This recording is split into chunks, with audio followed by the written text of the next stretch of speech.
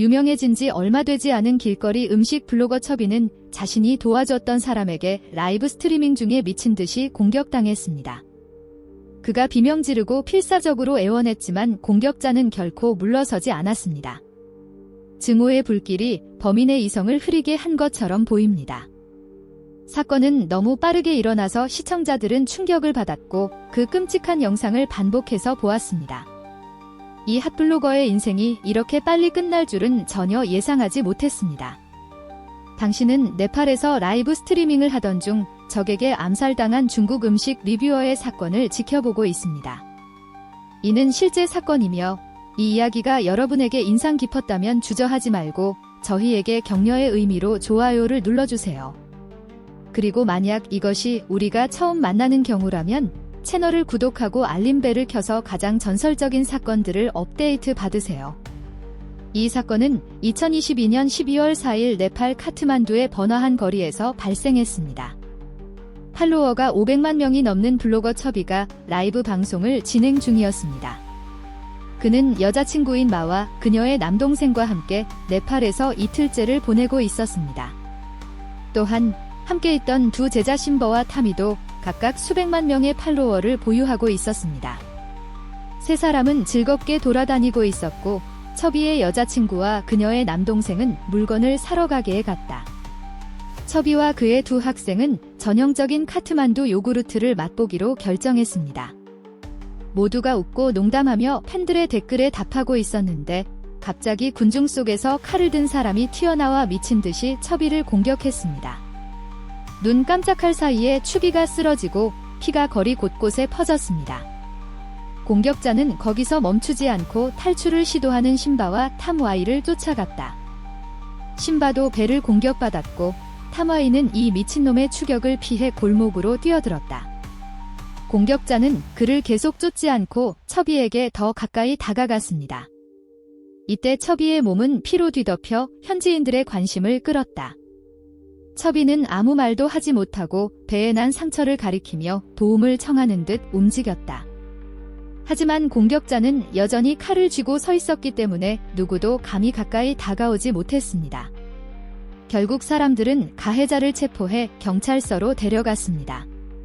첩이와 심버는 응급실로 이송되었으며 심버는 심각한 부상을 입었고 첩이의 부상은 생명을 위협할 수 있습니다. 이 사건은 세간의 이목을 끌었고 네팔에 있는 중국인 공동체는 첩이와 심바를 구하기 위해 헌혈을 하러 병원에 찾아왔다. 6시간이 넘는 응급치료 끝에 첩이는 살아남지 못했고 심바는 위독한 상태를 이겨내고 회복실로 이송됐다. 공격자의 신원이 중국 국적의 37세 블로거 펑창윈으로 확인되었습니다. 그렇다면 그는 왜 타국에서 같은 중국인을 이렇게 잔혹하게 대했을까요? 29세의 첩이는 본명이 금소웅이며 18세였던 2012년에 아프리카로 가서 일하기 시작했습니다. 그는 아프리카 잠비아에 있는 중국 기업에서 요리사로 일했습니다. 첩이는 외향적이고 사교성이 좋으며 지역 주민들과 소통하는 데 매우 열려 있었고 현지 문화를 잘 이해하고 있었습니다. 업무 특성상 잠비아인 동료 몇 명과 친해졌으며 그들의 집을 자주 방문해 지역 음식을 맛보고 때로는 하룻밤을 묵기도 했습니다. 잠비아인 동료의 집이 무너졌을 때는 그들이 집을 임대하고 필요한 물품을 살 수 있도록 기꺼이 돈을 내주기도 했습니다. 첩이는 동료들의 자녀들, 특히 마와 그녀의 여동생과도 친밀한 관계를 맺고 있었습니다. 2016년에 인터넷과 휴대전화 라이브 스트리밍이 발달함에 따라 첩이도 잠비아의 문화와 일상생활을 다룬 몇 개의 영상을 찍기 시작했습니다. 그의 목적은 단순히 오락이었으며 영상 내용은 아프리카의 환경과 일상적인 삶을 소개하는 등 소박한 주제들이었습니다. 인터넷이 폭발적으로 성장하던 시기라 이러한 콘텐츠는 사람들에게 아프리카를 알리는 창구가 되었습니다. 첩이는 네티즌들의 큰 관심을 끌었고 그로부터 비즈니스 기회도 발견하게 되었습니다. 2016년에 첩이는 흑인들에게 중국 노래를 가르치고 중국어를 가르치기 시작했습니다. 그는 아프리카에서 활동하는 중국의 첫 유명 온라인 사업가 중 한 명이 되었습니다. 이후 그는 라이브 스트리밍을 시작했고 팬 수는 수백만 명으로 급격히 증가했습니다. 첩이는 아프리카에서 가장 먼저 유명해진 온라인 인물 중 한 명이라 할 수 있습니다. 많은 사람들은 첩이가 아프리카에서 짧은 영상을 찍기만 해도 큰 관심을 끌고 많은 돈을 벌 수 있다는 것을 보고 유명해지고자 하는 꿈을 가지고 아프리카로 가기 시작했습니다. 첩이는 함께 영상을 찍을 몇 명의 제자들을 찾기 시작했습니다. 심버와 타미는 그 꿈을 이루기 위해 잠비아로 왔습니다. 500만 명이 넘는 팔로워를 보유한 첩이는 플랫폼의 알고리즘을 잘 이해하고 팬들의 관심을 끌 방법을 알고 있었습니다. 그는 마와 함께 커플 관계를 테마로 한 몇 편의 코미디 영상을 만들었고 이를 통해 인종을 초월한 사랑 이야기를 강조하며 더욱 인기를 끌게 되었습니다.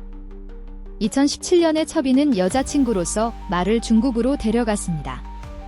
마 역시 계정을 만들어 자신의 짧은 영상을 올리기 시작했고 약 100만 명의 팔로워를 모았습니다. 마의 남동생 역시 약 50만 명의 팔로워를 모았습니다. 누나의 인기로 인해 첩이는 많은 사람들에게 사랑을 받았고 지역의 많은 노인들을 도왔습니다. 그러던 중 첩이는 우연히 가해자 펑창윈, 일명 은윈을 만나게 되었으며 은윈은 중국 구이저우 출신이었습니다. 그의 첫 번째 영상은 베트남에서 촬영되었는데 돈을 들고 식사를 하러 갔다가 모든 것이 생각보다 비싸다는 것을 깨닫는 내용이었습니다. 영상은 짧았지만 은인은 내성적이고 소심한 성격임을 알 수 있었습니다. 은인과 같은 성격은 인터넷으로 생계를 유지하기에 적합하지 않았지만 그는 외국인들이 지역 주민을 영상에 담고 라이브 방송을 통해 빠르게 팬을 얻고 돈을 벌 수 있는 것을 보고 이를 자신의 주요 직업으로 삼고 싶어 했습니다. 은인이 처음으로 간 해외 국가는 베트남이었습니다. 그는 몇 개의 영상을 촬영했지만 긍정적인 반응을 얻지 못했고 이후 아프리카로 기회를 찾아 떠났습니다. 은인은 잠비아로 갔고 우연히 그날 첩이도 친구를 마중하러 공항에 있었습니다. 은인이 혼자 떠돌고 있는 모습을 보고 첩이는 그가 거처가 없으며 호텔에 묵기에는 비용이 많이 든다는 것을 알게 되어 그를 자신의 집으로 데려가 밥을 준비해주고 영상 촬영하는 법을 가르쳐 주었습니다. 잠비아의 날씨는 꽤 추웠고 은인은 이에 적응하지 못해 며칠 만에 감기에 걸려 2주 이상을 쉬어야 했습니다. 이후 은인은 첩이의 라이브 방송에 등장하게 되었습니다. 이 라이브 방송에서 잠비아 여성 호마가 은인에게 차가운 물을 부었고 첩이는 이 장면을 그대로 촬영했습니다. 시청자들은 은인을 첩이의 제자라 생각하며 그가 떠나야 한다고 댓글을 달았습니다. 그러자 첩이는 즉시 부인하며 은인이 자신의 제자가 아니고 자신과 무관하다며 더는 문제를 일으키지 말라고 요청했습니다. 영상에서 첩이의 말과 행동을 보면 그는 꽤 무심하게 행동했고 자신의 말이 다른 사람에게 상처를 줄 수 있다고는 생각하지 못했습니다. 그의 얼굴에는 조롱과 비웃음의 표정이 드러났고 반면 은인은 매우 예민하게 모든 것을 신경 쓰고 있었습니다. 첩이의 말과 행동은 은인에게 분노를 불러일으켰습니다. 차가운 물을 뒤집어 쓴 후 은인은 다시 감기에 걸려 일주일 넘게 쉬어야 했습니다. 이후 은인은 인터넷에 영상을 연이어 올렸으며 라이브 방송에서 물을 맞은 일뿐 아니라 첩이가 코비드-19에 감염되어 바이러스가 묻은 음식을 자신에게 먹였다고 주장했습니다.